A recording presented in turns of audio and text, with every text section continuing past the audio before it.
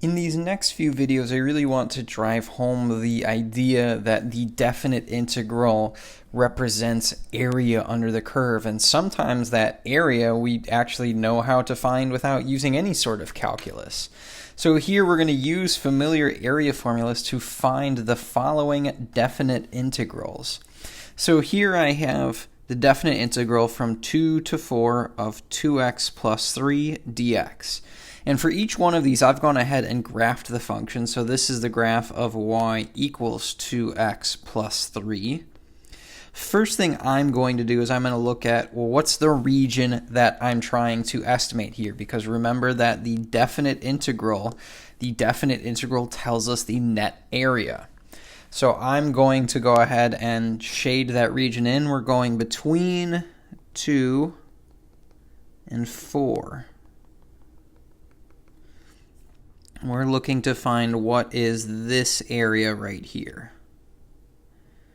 So okay, I'm essentially right now not allowed to use calculus. At this point we don't know how to use calculus to solve this problem. So we have to think about, okay, well, we want to think about familiar area formulas. The shape that I have right here, the shape that we have drawn is a trapezoid. So if I know the area of a trapezoid, then I can actually evaluate this definite integral.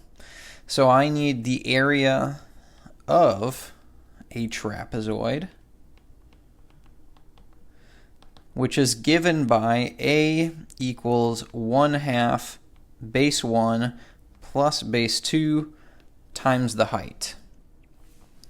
So here in this case, we can actually just look at our function and pick out some of these values here. So a equals 1/2.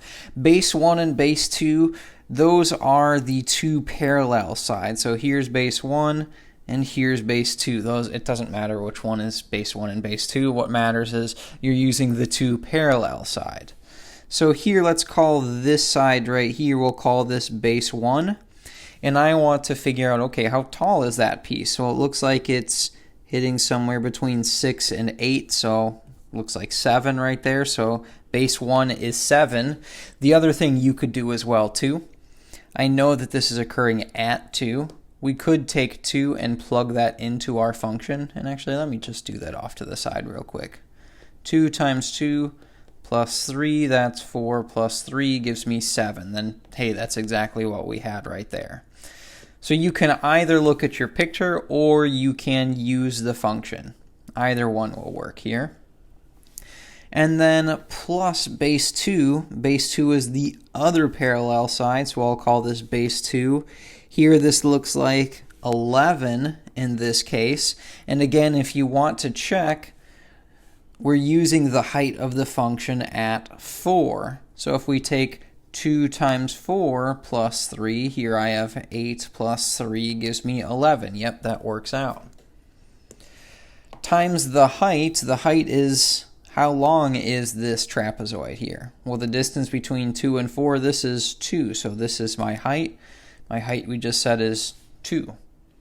So if I can evaluate this equation that I've just set up, this area formula, then I'll have the definite integral.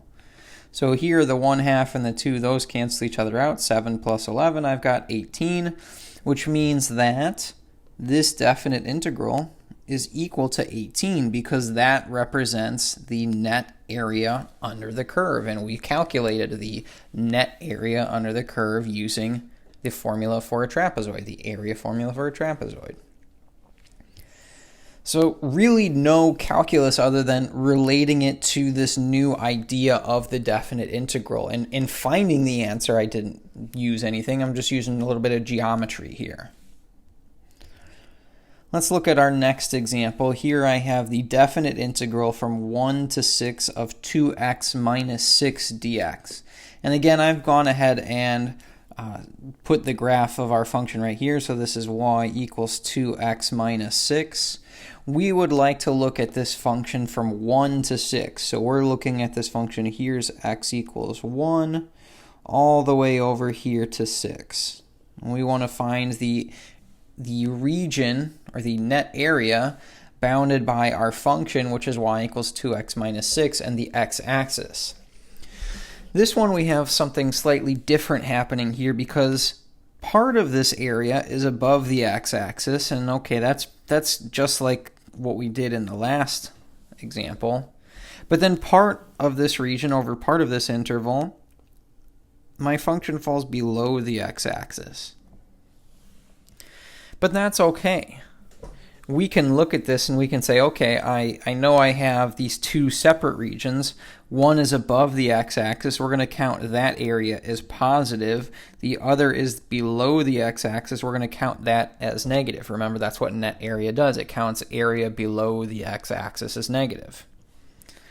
So really, I just have an extra step here at the end. I'm going to find the area of these two shapes, which I have two triangles here. It works out quite nicely. I'm going to find the area of these two triangles, and then once I have that, I'll just subtract the results.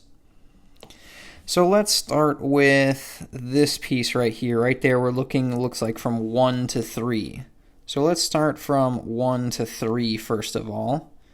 I need the area formula for a triangle, and I'll write that. Let's do that right here. Area of a triangle, that is equal to 1/2 base times height. So my area here from 1 to 3, this is 1/2 the base, so that's this side right here, from 1 to 3, that is 2, times the height. How tall is this triangle, or what's the length here? In this case, we're going, it looks like from 0 to -4, that length is 4.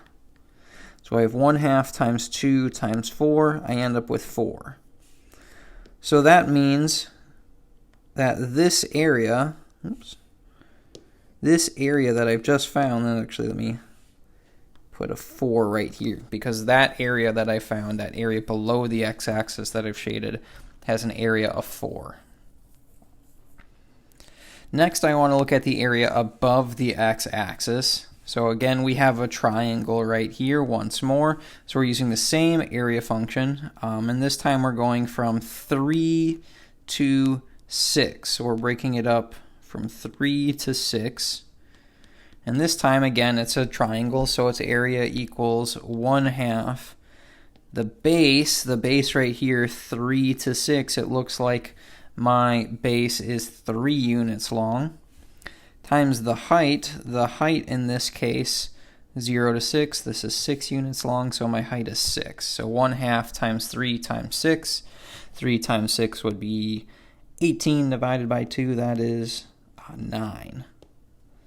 So that means that this area above the x-axis is a positive 9. So I have the area below the x-axis is 4, area above the x-axis is 9.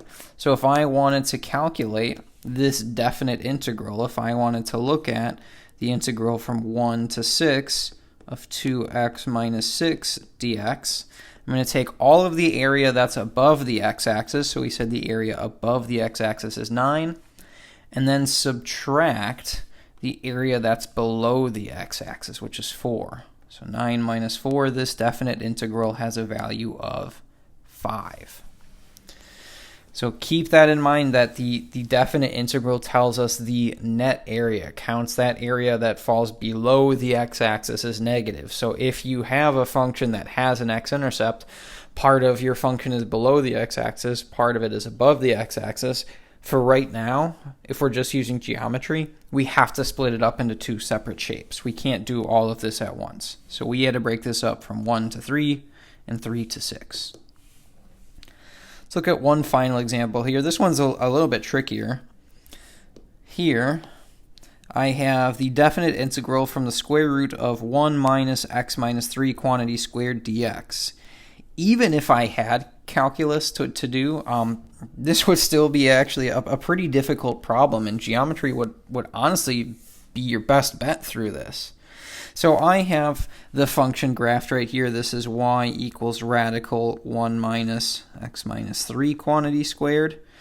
And I would like to go from 3 to 4. So we're looking at this function from 3 to 4. We're looking at this region right here. So this region right here, it's not really, it looks like kind of the whole shape above. If I look at this part of my shape, that looks like a semicircle. And then I have half of that again.